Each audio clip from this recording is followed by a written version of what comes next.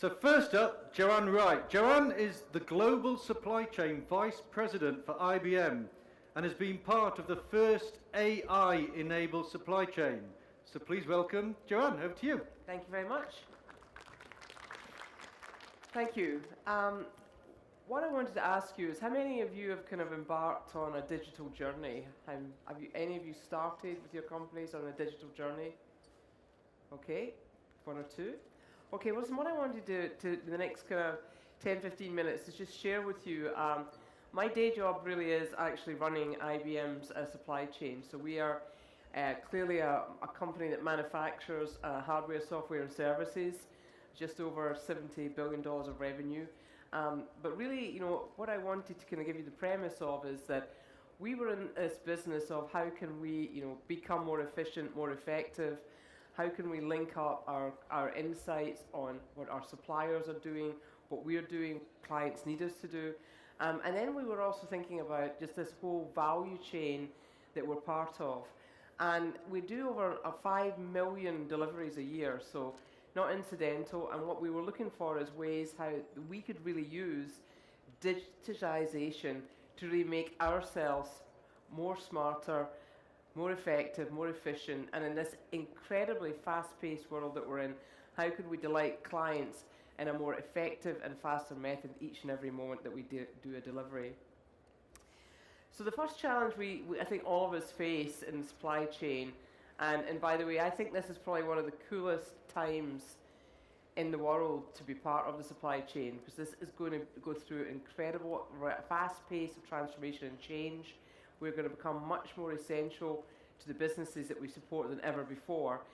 And I think the area that I think most people get very scared of very quickly is, I have all this data, but what can I do with it? How can I make sense of it? How can I link it up?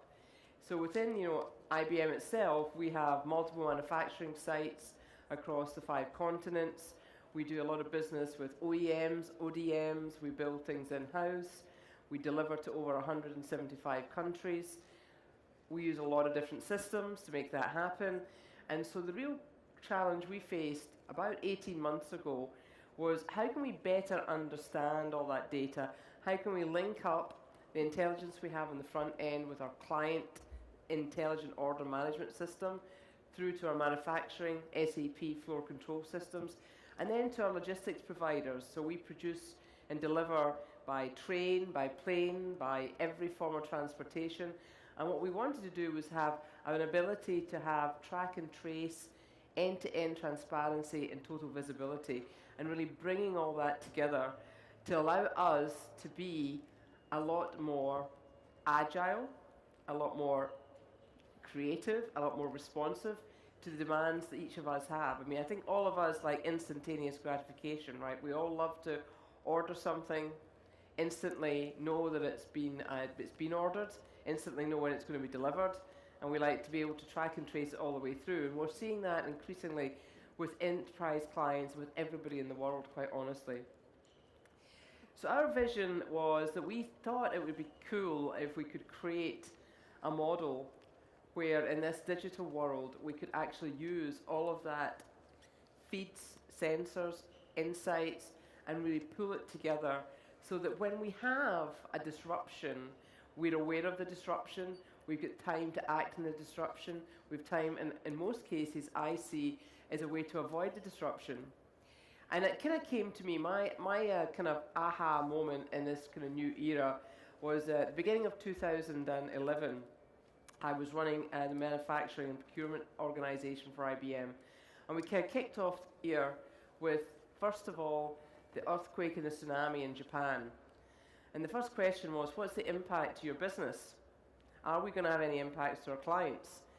So if you can imagine, there was like over 50 or 60 companies in Japan wiped out overnight. A lot of components, commodities, sometimes at tier 3 and tier 2 level. And it took us a lot of time to quickly understand what part numbers were impacted, which suppliers were impacted, what inventory do we have in our factories, what inventory do we have in transit, and it was all spreadsheets. It was analysis paralysis, and it took us a lot of time. We just got ourselves to the point where we knew where we were and what we wanted to do, when we got to halfway through the year, and here in Europe, the Icelandic volcanoes erupted, shutting down most of the airspace traffic across Europe. And for us, we move a lot of stuff in air freight. And the question was, okay, what routes are you now using? How are you going to ensure we can still deliver on time? How can we make these install dates? How can we find alternative transportations? And again, it was like we got there, but it took us more time, and it was not, quite honestly, the easiest and most effective way for us to do the analysis. The final one was the end of the year. Thailand floods wiping out the drive marketplace. So the disc heads are all made in the Thailand area where the floods hit, and we had a huge discussion about what, again, was the impact. And so, to me, it comes across that supply chain disruption is a way of life. It can be caused by the weather, like us all arriving here in Manchester today. It can be caused by a quality issue. It can be caused by an upside in demand. You launch a new product. The great news is the product sells like hotcakes. All of a sudden, you don't have enough supply to meet that opportunity. So really for us, we thought, if we can find a way to accept that disruption is a way of life, but it's how you can react to the disruption with much faster and more accurate recommendations and actions, then this is how you actually delight your client and you beat your competition. What I wanted to do, was to say to you that the easiest way I thought to kind of share a little bit about how we embarked on our journey to create this vision of how we could all collaborate as one was to get my team to make a very short video. And these guys, I have to say, are not actors. They actually do work in my operations. We just gave them a pizza and told them that we wanted to shoot a very short video. And would they share why resolution rooms and Watson Supply Chain Insights has been an important factor for the business and for the way they run their jobs each day. So I'd like to play you this very short video. Any complex supply chain is going to experience problems and disruptions. Anytime you take a hit, whether it's quality, within logistics, within materials or manufacturing, it impacts the supply chain. It slows down, and anytime we take a disruption, there's all hands on deck. You know, it gets a lot of executive attention, so the impact is real. So recently we had a large U.S. banking customer that urgently needed a mainframe that we sourced in Singapore. Of course, that involves shipment, import, export.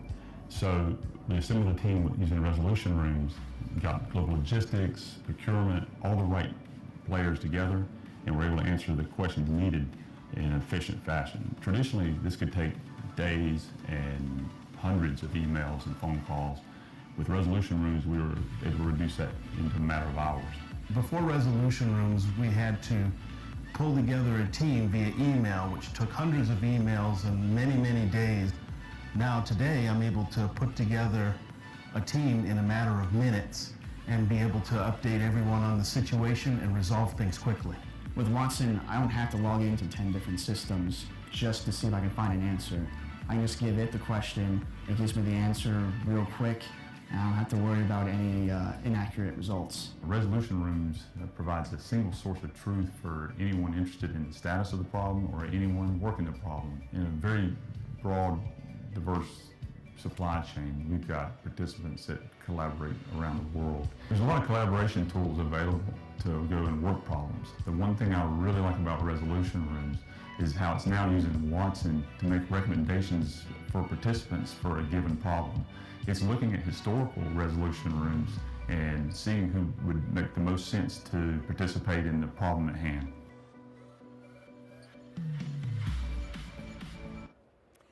So very shortly, I wanted just to share with you that for us, the opportunity was that we could use Watson, which is our opportunity to have a learning system that by us training it about our business, actually is now able to make better sense of our data. So when we have an impact, instead of us crawling through databases, crawling through systems, trying to analyze where we stand, we have all that capability in one place with Watson. And what we do is have a resolution room. So if you think about the opportunity to bring all of your best SMEs, subject matter experts, together in one place to work together as a team. Not only can they then work together as a team, resolve and take the action that's needed to ensure no impact to your client, but much more powerfully, all of that intelligence and the rationale of why they made the decisions they made is all held in that one place and is used then to train Watson on the knowledge and experience that allows it to become the expert and give incredible recommendations of what you should do next.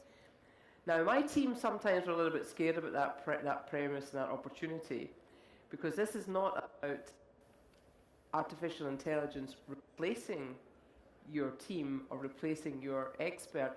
It's about giving your team a trusted advisor, giving them someone who can give recommendations, but allowing them then to make the final decision about the action that they need to take with speed and certainty. So that wasn't where we stopped. We decided that the most important thing is, how do we ensure that we have that opportunity to know when things are not running the way they should, when we're having a disruption. And we decided that the way that we live today is a social world. And the only thing that we really needed to really think about was, how did we want to allow that information and intelligence to come through to our senior leadership team and to some of our senior leaders. So we decided the best way forward was really to create a mobile capability. So all of us, I think, have our cell phones with us 24/7. The first thing I do in the morning when I wake up is I look and see, is there any red alerts? Is there anything in the world that I need to know about? What's the one thing I need to do before I have my cornflakes in the morning? And this really has that capability. So it's opened up end-to-end transparency about where we are with every single one of our key metrics, every single one of our key client deliveries, every one of our supplier situations, and allows us to very quickly work together. So we embarked, first of all, in doing this within IBM, with obviously of our procurement team, our engineering team, our planning teams, our manufacturing teams, but we've now also engaged in picking up some of our key suppliers and our logistics providers, so really making this a total value chain opportunity where we've got challenges and they're taking action if they need to take action.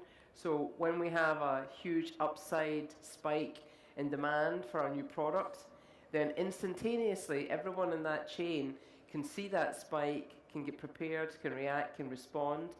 And so for us, it really has been a game changer. And as we look forward, we have seen some incredible results from our early outcomes. So I wanted to share with you, because the key question that I get asked is, okay, so you're doing all this cool stuff with artificial intelligence, you're doing all this cool stuff with Watson, but what is it really changing in terms of our business results? So I wanted just to share kind of 4 main areas. So the first one is, I mentioned to you that disruption is a way of life. The key then is, in my mind, how can you reduce the time it takes to resolve the disruption? And so we really have gone from days to hours. We've also, one metric that I hadn't really focused on as being one of the key opportunities, was when things don't go well, we have to do a lot of expediting to recover the situation. So that can be expediting material inbound. It, quite honestly, for us is very expensive, and we have to expedite the finished product outbound to make sure we make the client's delivery dates, because a lot of it for us is expedited air freight. But what we saw, over 50% reduction in our expedite costs in the tail end of last year. So huge opportunity in our financials. On top of that, inventory. So the flip side of obviously having really good planning is, if you don't plan right, you end up with too much and you end up with surplus, you end up with excess, you have to do promos, you have to do special bids to move it. And so we looked at, and we saw over 15 to 20% reduction in our inventory. We also were able to really look at how we were resolving our serviceability agreements with our suppliers. So they've also been able to take some of their hub and replenishment inventory levels down. And then also, on top of that, we've been really able to do a lot better on late order management, reducing things with procurement. And then obviously the acid test is improving our overall cost efficiency and being able to reduce our working capital and really augmented how efficient and effective that we really truly are. So it's taking us from a new level of excellence through 2017 and into this year. And this is all really over the space of a year, so we've early on this journey, but I think an incredibly successful one. But what I also wanted to do, I know we're here to talk about 4.0 manufacturing, and so I wanted just to share with you as well some of the areas that we have kind of seen as our future plays, and we've really been driving in. So we do a lot of high-end technology. We are obviously focused on how we can use augmented reality and visual recognition tools to really make ourselves more automated and make sure our quality is an absolute. So for us, we would have done a lot of visual inspection with operators, sometimes 2 or 3 times through the process. What we're really doing now is using visual recognition and automated visual recognition to really do that on our behalf, feeding that data again into Watson and allowing Watson to store very credible data that we can then pull on. We're also linking that, I have to say, to what's out in the field, what's our warranty data, and then what are we seeing back in our supply chain with our suppliers. So we're linking from our factory, using visual recognition, using Watson as a data place for then pulling insights from each and every area that allows us to run better quality for our clients.